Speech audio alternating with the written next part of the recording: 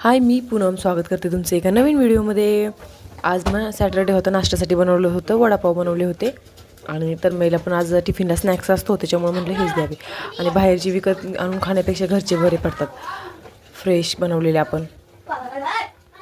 आणि एवढी छान टेस्टी झाली होती ना, मस्त झाली होती, क्रिस्पी आणि छान झाली होती.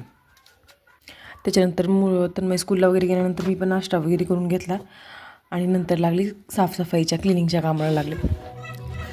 आणि घरात ना असं होतं, घरात जोपर्यंत नवीन वस्तू नाही येत, म्हणजे काही वस्तू नसतात तोपर्यंत आपल्याला असं हे पाहिजे ते पाहिजे ते पाहिजे असं प्रत्येकाला वाटतं. मला पण असंच वाटायचं.